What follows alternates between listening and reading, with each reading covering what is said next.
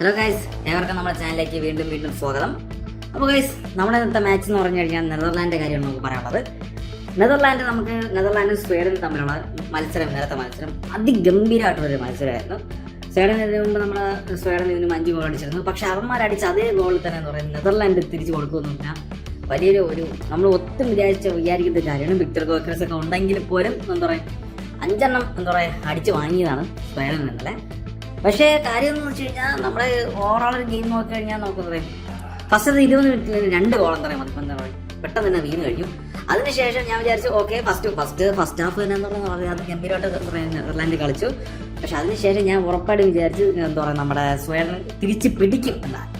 പക്ഷേ എന്താ പറയുക എൻ്റെ കംപ്ലീറ്റ് ധാരണകളെല്ലാം തെറ്റിച്ചുകൊണ്ട് 5 ഗോളം തുറന്നാലും നമ്മുടെ സ്വീഡൻ എന്താ പറയുക വാങ്ങി കൂട്ടേണ്ടി വന്നു.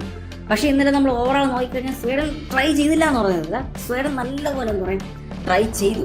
ശരിക്കും പറഞ്ഞാൽ സ്വീഡൻ നല്ലപോലെ എന്താ പറയുക ഷോട്ട് അടി. പക്ഷേ എന്തല്ല ഇപ്പോൾ പൊസിഷനൊക്കെ മാക്സിമം നോക്കാൻ പറയാം. പക്ഷേ എന്തുകൊണ്ടോ എന്താ പറയുക സ്വീഡൻ അത് ഗോൾ അടിക്കാൻ വേണ്ടിയിട്ട് സാധിച്ചില്ല. ഓവറോൾ നോക്കിക്കഴിഞ്ഞാൽ 2 പേരും നന്നായി കളിച്ചു. പക്ഷേ നമുക്ക് ചരിത്രം അറിയാമല്ലോ, ചരിത്രം എപ്പോഴും ഗോൾ അടിക്കുന്നതിൻ്റെ കൂടെയാണ്. അപ്പോൾ എന്തായിരുന്നാലും അങ്ങനത്തെ ഒരു കാര്യം വെച്ച് നോക്കുമ്പോഴേക്കും സ്വീഡൻ വീണ്ടും അവന്മാർ 3-ാം സ്ഥാനത്തായി. അതാണ് ഏറ്റവും വലിയ ട്വിസ്റ്റ് എന്ന് പറഞ്ഞു കഴിഞ്ഞാൽ 3-ാം സ്ഥാനത്താണെന്ന് പറയുന്നത്. നെതർലാൻഡ് 1-ാം സ്ഥാനത്തും അതുപോലെ തന്നെ നമ്മുടെ സ്വീഡൻ 3-ാം സ്ഥാനത്തും കയറി. അതൊരു ഭയങ്കര ഒരു ഇത് തന്നെയാണ്. പക്ഷേ ഈ ഒരു ഗ്യാപ്പിൽ എന്താ പറയുക ജപ്പാൻ കയറി എന്താ പറയുക 2ാം സ്ഥാനത്ത്. കാരണം ജപ്പാൻ ജയിച്ചു.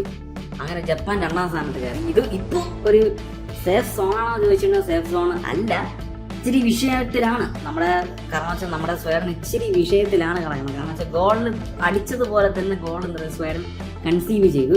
അങ്ങനെ വെച്ച് നോക്കുമ്പോഴത്തേക്കും സ്വീഡൻ ഈ സോൺ എന്താ പറയുക ഒരു ഡെഡ് 9 അല്ലെങ്കിൽ ഒരു ഡേഞ്ചർ സോണിലാണ് നമുക്ക് പറയാനുള്ളത്.